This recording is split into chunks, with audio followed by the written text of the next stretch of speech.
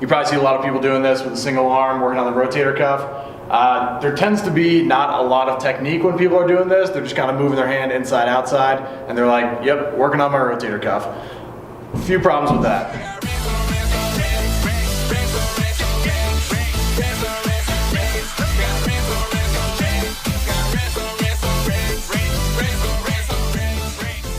So today I just want to go over a concept called blocking. Very simply, blocking is just putting people in positions that either get the right muscles to work or get them in a more advantageous position to sort of avoid injuries. I first came across this concept through Paoli, Gymnastics WOD. I'll link to that in the description. But his example of blocking was when you're doing pull-ups. Anytime you're doing pull-ups, you need to get a shoulder into external rotation. It's difficult teaching people who don't know kind of like functional anatomy what external rotation of the shoulder is, especially when they're up overhead. So the cue is to get the pinky knuckle up over the bar. I'll get down here. So if this is your neutral position, if you get more of the knuckle up around that bar, that's gonna force your shoulder into external rotation. And that's gonna block you into external rotation.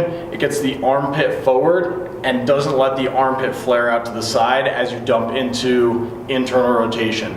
So blocking is just giving you a cue that gets you, if you can maintain that position, it just gets you into either the most advantageous position or helps you avoid injury. So pull-ups is one example. Another example is doing burpees.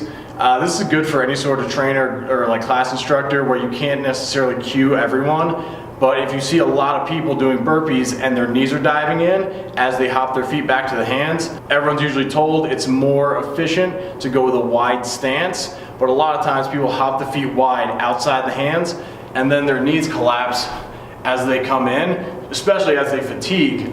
So instead of like going to everyone individually and explaining what a valgus knee position is and trying to get them to externally rotate, there's so many cues you can give, but in the middle of a workout, it's really hard to cue a lot of people at the same time. So if you just say, hop the feet together in between the hands as you're coming up out of that burpee, that blocks your knees in place.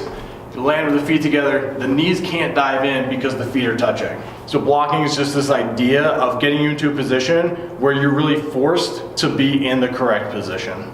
So those first two examples, those are pretty much for anyone. So those first two examples, that's pretty much for anyone. Like if you work out, you can kind of remember those cues if you see your knees diving in. Another way to do it is like with box jumps, if your knees always collapse in when you land into a jump. Just think about landing with the feet together, your knees physically can't go anywhere. And then with the pull-ups as well, just getting kind of that pinky knuckle up over the bar, that's gonna block your shoulder into external rotation. Those are pretty straightforward, pretty simple. This third one's a little bit more intricate. There's kind of like a lot going on, but it's just another way to think about blocking when you're trying to get your clients to activate certain muscles. So the example I'll give, I don't even have a name for this move, is when you're like holding a band and you just drive the arms to the outside. You probably see a lot of people doing this with a single arm, working on the rotator cuff. There tends to be not a lot of technique when people are doing this. They're just kind of moving their hand inside, outside, and they're like, yep, working on my rotator cuff. And just so I can demonstrate, I'll do the one arm version, but you can do this holding a band, doing it with both. So a lot of times people are just kind of doing this, like in a warm up, not really doing much of anything, just not paying attention. So when people are doing this move, working on the rotator cuff, working on the external rotation, a lot of times other muscles will be kind of overactive, like the overactive synergists in this case, are going to be the posterior delt and the supraspinatus. So in that case, you just need to figure out what those two muscles do and just kind of do the opposite of them in order to kind of block yourself into the position where you're actually getting the external rotators to activate. So a lot of times I see this, the elbow's flaring out to the side. If your elbow's flaring out, your supraspinatus is activating, and that's acting as the external rotator because it's an abductor, meaning it's pulling you away from your center line. So you just need to adduct, which is pinning the elbow to the rib cage, keeping it tight, and actively pressing the elbow in towards your rib cage as you do that movement. That'll sort of negate the supraspinatus from being overactive in that position. So the other one I see a lot is the elbow being back too far. If your elbow's back here, you're engaging the posterior delt because the posterior delt brings your arm and brings your shoulder into extension. You need to bring the arm into a little bit of flexion.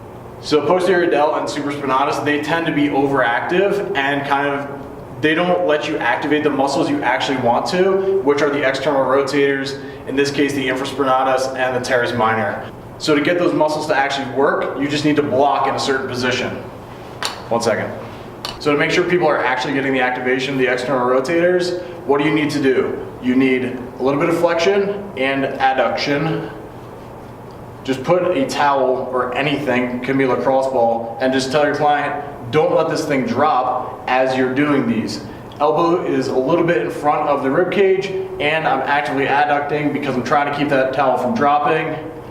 And then all of a sudden you've blocked your client into a position where you're getting the teres minor and the infraspinatus to fire and activate instead of the posterior delt and the supraspinatus, which tend to be overactive and do more of the work when that's not really what you're trying to train or turn on. So you can be as simple as you want with the blocking technique, or it can get pretty advanced depending on if you're an athlete, you're a trainer, whatever it might be. Just kind of use that concept to get people into a better position.